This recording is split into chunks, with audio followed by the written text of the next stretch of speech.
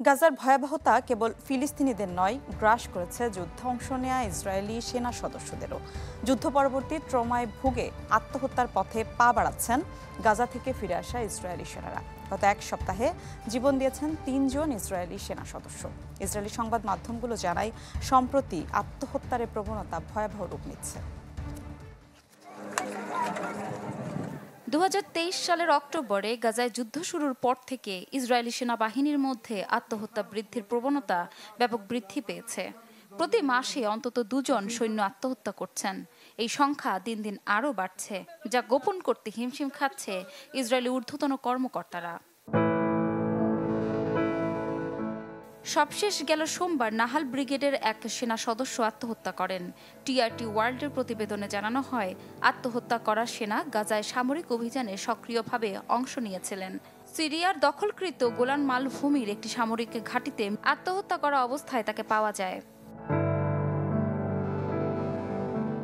Israeli হারেতস সংবাদপত্র গাজায় যুদ্ধ শুরু হওয়ার পর থেকে নাটকীয়ভাবে সেনাবাহিনীতে আত্মহত্যার সংখ্যা বৃদ্ধির বিষয়ে একটি প্রতিবেদন প্রকাশ করে।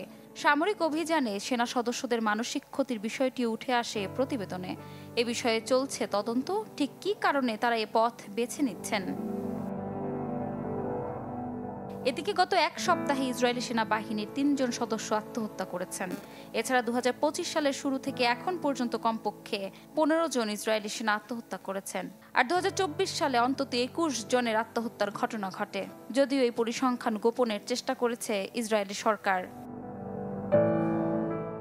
ইসরায়েলি বিরোধী দলের প্রধান ইয়ার ল্যাপিড সোশ্যাল মিডিয়া প্ল্যাটফর্ম এক্স পোস্টে জানান, এমন পরিসংখ্যান কোনোভাবেই উপেক্ষা করা যায় না।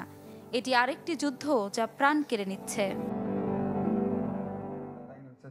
গত বছর এলিরান মিজারাহি নামে এক সেনা সদস্য গাজা যুদ্ধ থেকে ফিরে আত্মহত্যা করেন। মৃত্যুর পর তার পরিবার জানান, তিনি গাজা ছাড়লেও গাজা তাকে ছাড়েনি। পোস্ট ট্রমাটিক ডিসঅর্ডারে ভুগছিলেন তিনি। গাজা থেকে ফেরার পর ইসরায়েলের হাজার হাজার সেনা পিটিএসডি সহ নানা মানসিক সমস্যায় ভুগছেন। ইপসিতা জামান, চ্যানেল 24।